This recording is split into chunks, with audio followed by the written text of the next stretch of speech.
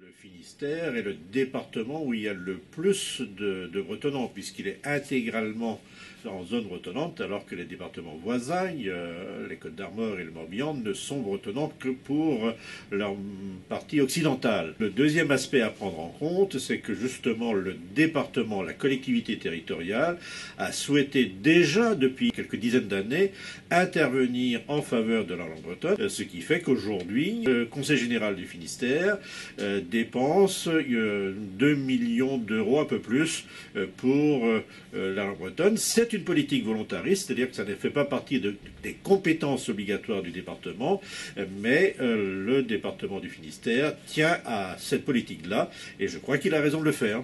Alors, sur la pratique elle-même, ça n'est pas forcément aisé à diagnostiquer parce que malgré tout, pendant toute cette période, le nombre de locuteurs continue de baisser.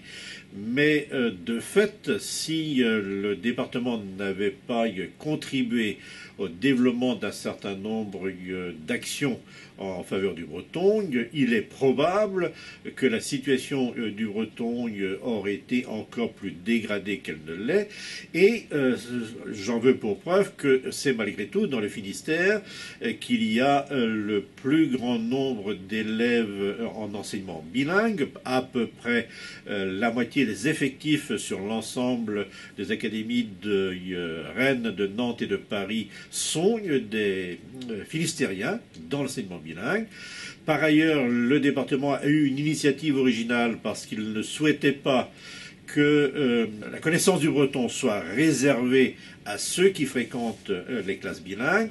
Il a souhaité mettre en place ce qu'on appelle l'initiation au breton. Et depuis donc une quinzaine d'années peut-être, il y a cette initiation qui est assurée au rythme d'une heure hebdomadaire seulement dans l'enseignement public. Il y a tout de même 7000 et quelques élèves dans le département qui bénéficient de cette initiation. Et je crois que ça, c'est également quelque chose de positif.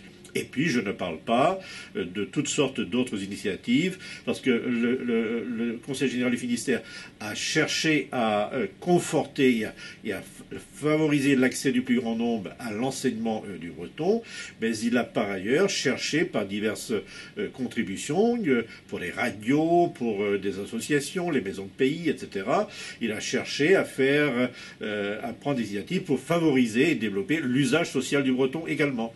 Le sondage a été fait dans le cadre de l'Observatoire de la vie des Finistériens par l'Institut CSA. Le premier acquis de ce sondage, c'est qu'il met en évidence que 9% des Finistériens déclarent parler le breton couramment.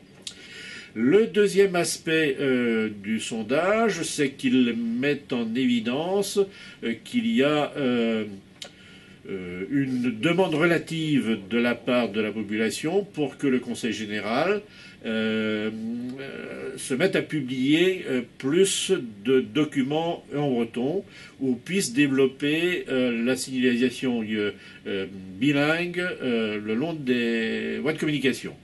Je dis une demande relative parce que 43% des Finistériens sont d'accord pour que le Conseil général leur propose plus de documents en breton, alors qu'il y a 56% qui sont d'un avis contraire. Mais 43%, ça n'est pas un pourcentage négligeable.